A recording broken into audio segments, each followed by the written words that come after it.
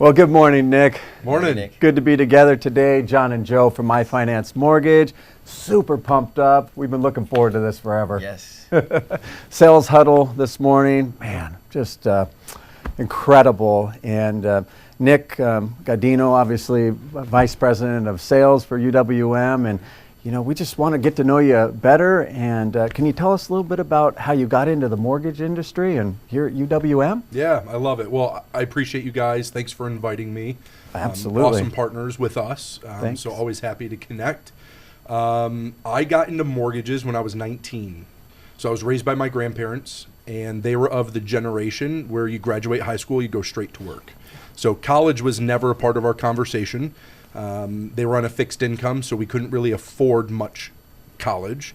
All of my friends were going to school, so I felt like I was doing something wrong, but I didn't really excel in school. And then a buddy called me, and he's like, you know you can make a ton of money in mortgages, and you don't need a college degree? And I'm like, sign me up. That's music to my ears. And I had no clue what a mortgage was. I didn't know there was a letter T in mortgage.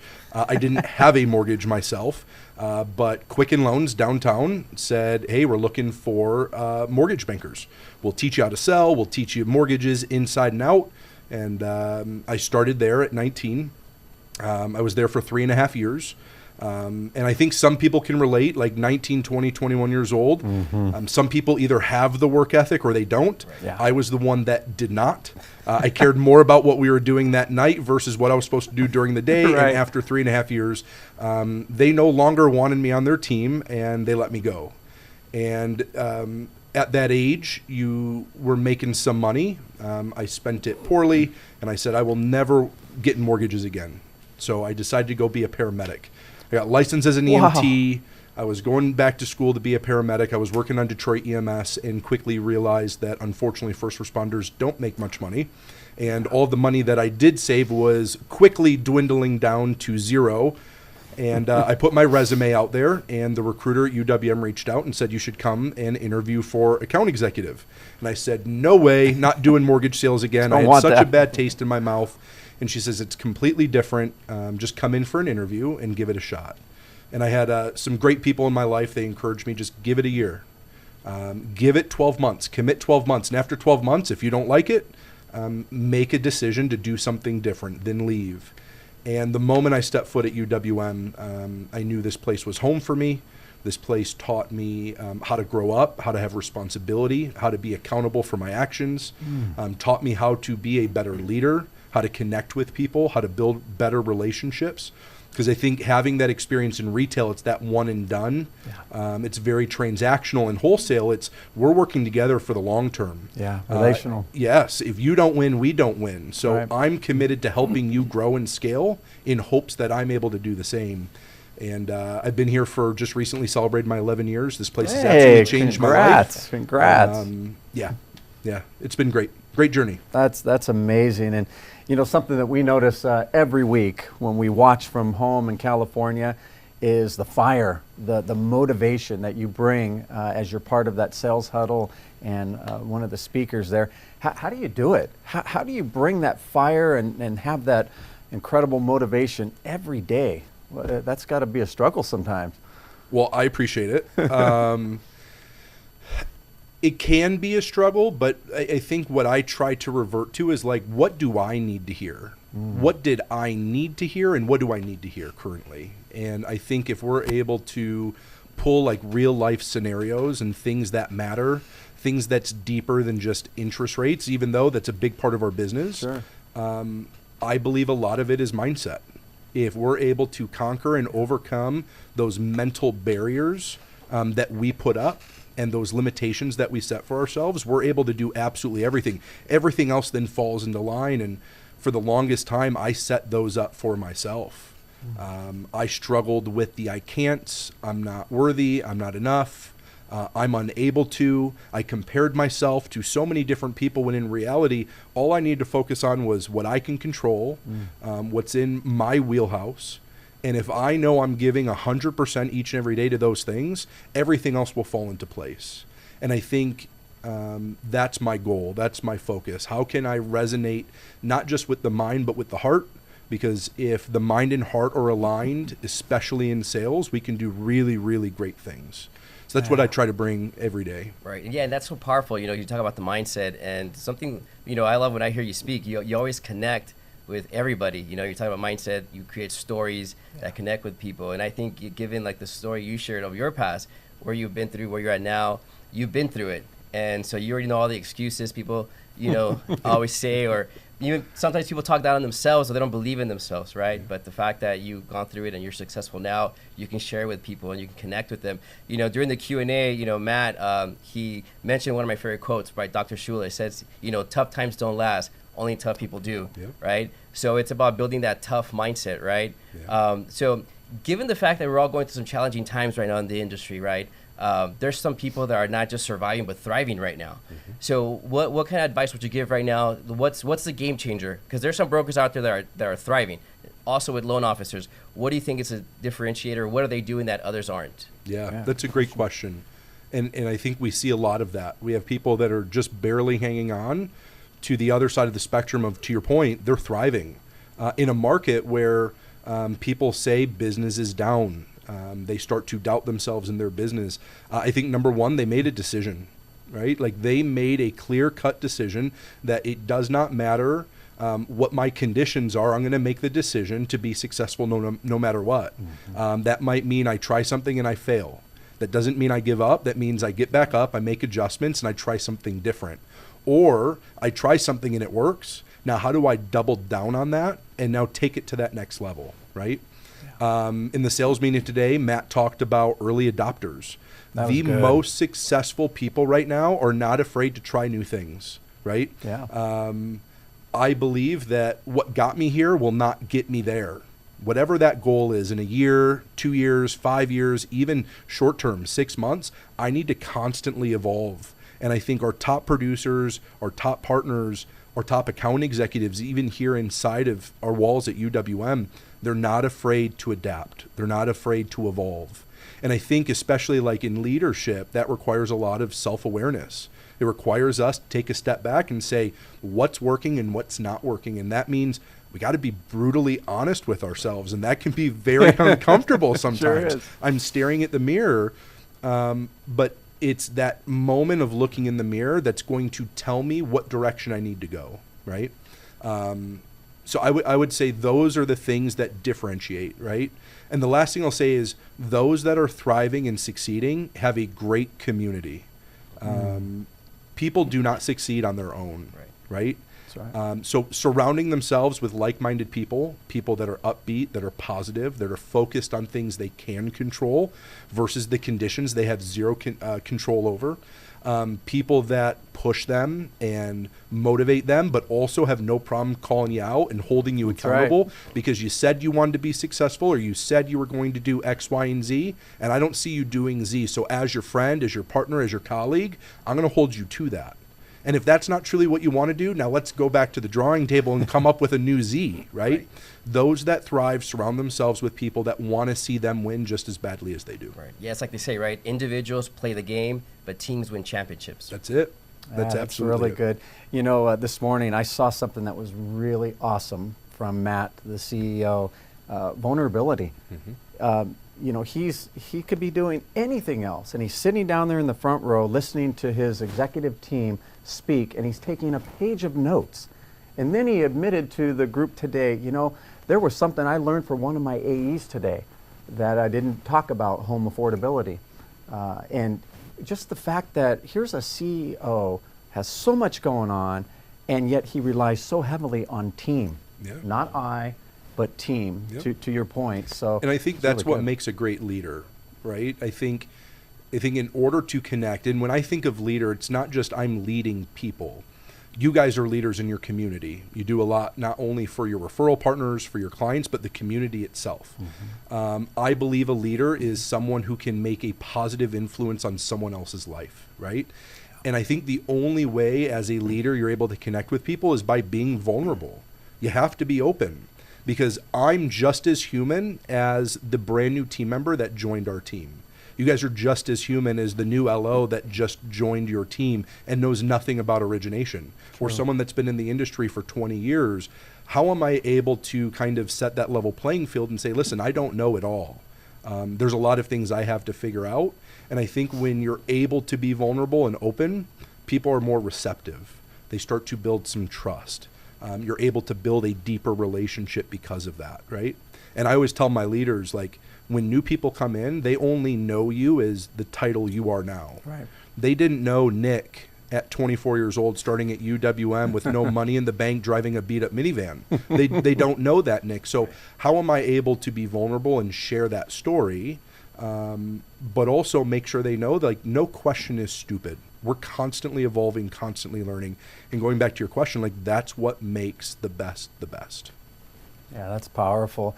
Success track. You know, we brought 19 from our team out here this week. Great job. And been out multiple times. But what's the impact of Success Track from your viewpoint? Why should people, other broker shops that may be listening to this, why should they bring their teams out here? I think there's so many layers to that. I would say first and foremost, if they're one of our broker partners, the ability to have a face-to-face interaction with your account executive is priceless, right? You have one of the best with Megan. Megan. She's an absolute rock star. But I remember when I was an AE and I had the opportunity to have a face-to-face dinner with one of my top opportunity clients, it's the thing that broke the ice. Being able to break bread or have a drink and be able to get to know that person, not just over the phone, but in person, and who they genuinely are, is priceless. I think number two, you learn so much. I don't care how many times you come out, you're going to pick up 2 or 3 things that you're able to go back and implement immediately into your business, right? And the implementation part is then on you. Yeah. We're going to give you all of those resources and all of those things you need to know. Now, what's your plan to go back and implement? And I think the third, and there's many more than 3, but the networking opportunity, kind of going back to like team and community, being able to meet people across the country and learn their story and understand what they're doing to grow their business, to thrive in this market, to think outside of the box, different things that they've tried that worked, that didn't work, but then also being able to share your guys' success at iFinance. Like, this is working for us. This is how we're scaling and growing. That is priceless. Being able to share and help other grows, I always believe comes back to us tenfold in the end. Yeah, 100%. And, you know, I had people when we were telling them, hey, we're coming out here. Why would you go out there with a bunch of other mortgage brokers? What a waste.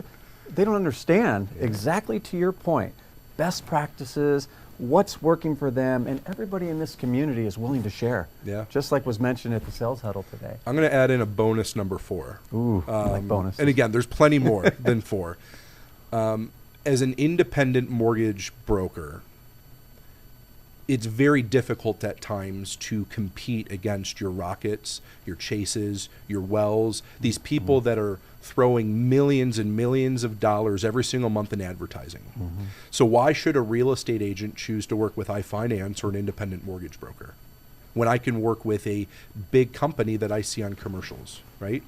So another perk of Success Track is bringing those agents out to UWM and showing them the support and back office that you have, right? You guys have a fantastic upfront process, throughout the loan process, amazing client experience, but being able to see that you're partnered with the #1 mortgage lender in America, not just wholesale, but across the board, it gives you a reputation, not just on what you guys do, but they're able to see the relationship that we have, and they're able to see that every person, all 8,000 team members here at UWM, is designed to make sure that your loan closes on time, and in turn, that agent hits their contract. It helps you solidify those relationships, and it helps you grow. Absolutely, that's impactful. What do we have? I think we have 7 realtor partners out with us on this trip, and we're watching them during the program, and their eyes are just beaming from what they're seeing. They don't and see hearing. things like this. Right. Yeah. That's awesome. Yeah, I mean, I've been in the industry for 24 years, and I've never seen any investor ever open up their doors to see how the machine works, right? And the fact that Matt, opens his doors to everyone to come see, exactly how the magic happens.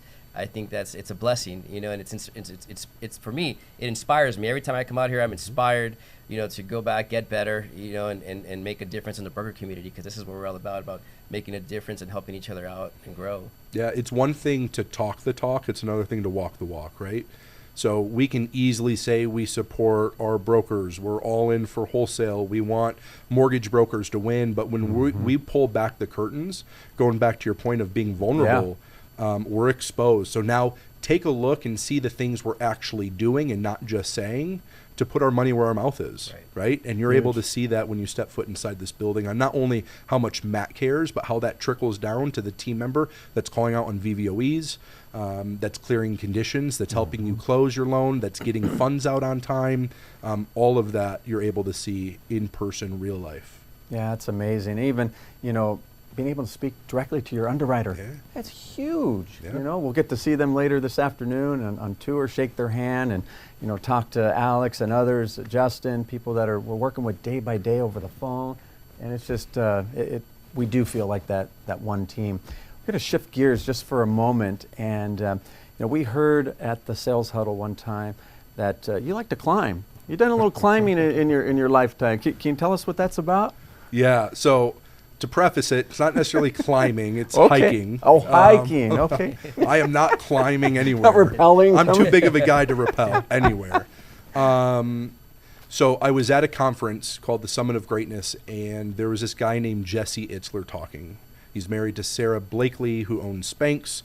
This guy opened up with zero experience, a private jet company.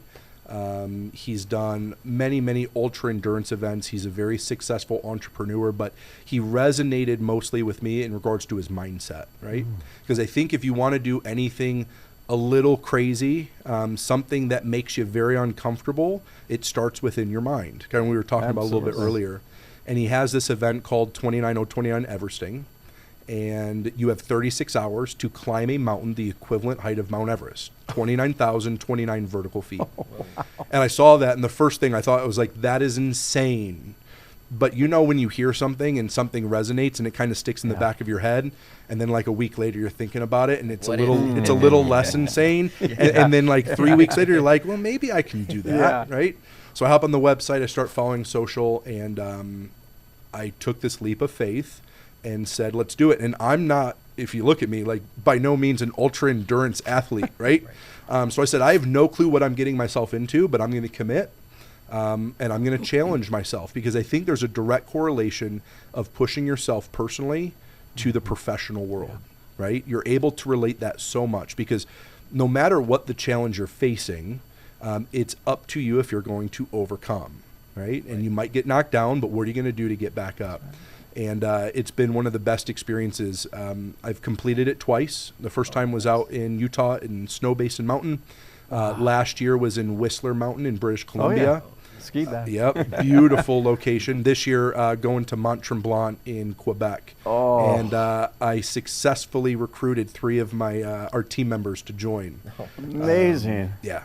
What's the elevations? What kind of elevations are we talking? They're just several thousands of... Yeah, it all varies. It depends on the mountain. So Mont Tremblant at the peak, it's about 2,000. So the elevation's not going to be a factor as much as Utah was. Utah at the peak, you were at 13,000. Oh, wow. So again, it's all about you climb the mountain, you take the gondola down, you brand the board, and you go back up. And based on the vertical feet of each mountain, you'll know when you've Everested successfully. Nice. So when you put your first event, how did you feel at the end? It's very hard to put into words. And you get to the top of the mountain, and you work so hard, right? You've trained, you've prepared, and you cross the finish line. And obviously tears run down your face, because there was never a moment in my life where I thought someone of my stature would ever be able to complete something like that. And it was sitting up there and watching other people finish and watching the community of people cheer people on. where it wasn't necessarily the fact that I finished, but it was the fact that I did all the work leading up to. Yeah. And you always talk about, like, it's not about the destination, it's about the journey. And I thought that phrase was so corny until that moment. And I was like, yes. It became real. It was the mornings when my alarm went off at 3:30 in the morning and I didn't want to wake up, but I got up. It was the days where I'd prefer to eat pizza, but I chose to be a little bit more disciplined and not eat the pizza. It was the days where I wanted to not do a workout, but I knew my coach was going to hold me accountable. All of that came full circle, and it was one of the most rewarding. And then it locks on something in your brain, right? Because again, no matter personal or professionally, there's times we tell ourselves, I could never do that. And then all of a sudden you say, says who? Right. Says who? Right? Right. I do. So remove that limitation, remove that barrier, and like amazing things can happen. And again, it just marries each other personally and professionally in so many ways. That's powerful. And while you were doing that hike, halfway through, did you start doubting yourself? Like, can I do this? Should I just turn back? 5 minutes in, I started saying, what did I sign up Where's for? that gondola? Oh, yeah. Your heart starts racing. There's, 300 other participants, so the energy's high. And you got to find your pace. And 5 minutes in, I'm moving way too fast. My heart is racing. I am not at a zone 2 or 3. I'm at like a zone 7. I can't catch my breath. And 5 minutes in, I'm like, I don't know if I could do this.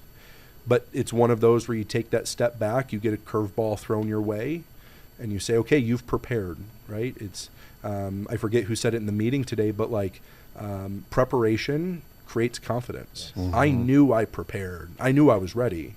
So just get back into that place of one foot in front of the other. Take your time. This isn't a race. You're not competing against these other people. This is your journey. This is your experience. And just be where your feet are. Don't think about ascent 13, 15, 8. Just be where your feet are and focus on what that next step looks like. Yeah, that's good. That's good advice. A lot of, as we kind of wrap up here, a lot of businesses, a lot of some of our colleagues in the business have had many mountain-like obstacles for their business. Should they continue? Should they leave the business? What advice would you have for other brokers, other of our colleagues to be successful in the rest of 2024 and beyond? Yeah. I go to this story I tell in the sales meeting all the time. In this year, it's resonated more with me than it ever has. And it's about this mentality of being the buffalo versus the cow. And I tell the story to my team all the time. I try to share it with clients too, on how cows and buffalo react differently to storms, right?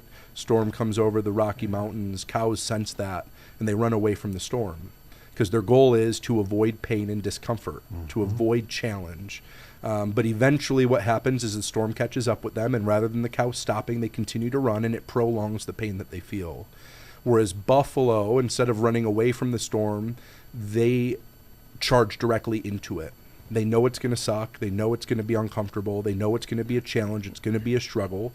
But rather than avoiding it, they know if they run directly into the storm, they're going to run through it and reduce the amount of discomfort and pain that they experience from it, right? And to your point, like, there's a lot of people that are in that place where there's some struggle. Yeah. There's this internal storm in their mind where they don't know if they're able to hang on or not, or they don't know what that next step should be. And my advice is be the buffalo. Be the buffalo and run into whatever storm that is. Because the strongest are going to survive. The strongest have survived. And for those that are still around, you are strong because you've made it through the hardest part of these last 3 years. So run into it directly, right? Try to get those difficult things off your plate early. Don't be afraid of failure, because failure is going to give you lessons. It's going to teach you what adjustments you need to make. And also, failure gives you the ability of helping someone else because it's experience. It's building your resume, right? And on the other side, You're going to see the sunshine, the rainbows, and you're going to look back and you're going to say, I was so much stronger than I am today than I thought I was before I ran into it, right? Yeah. It builds some grit. It builds a little bit more mental toughness. And once again, you unlock something saying, I can overcome anything that's thrown my way. Bring it on. So powerful. Yes, we're Buffalo. Yes. Huh? Yes, you guys are. That was really good, Nic. Thank you so much. And again, we're very grateful to you, your whole team, leadership, Megan, our amazing AE, and I want to shout out to Zach, who's a member of our team too, to help put all this together in the studio. It's beautiful. So thank you so much for joining us today. Always. And it's great getting to know you better too. Yeah, appreciate you guys. Fantastic partners. And excited to continue growing and winning together. Thank you so much. Of course.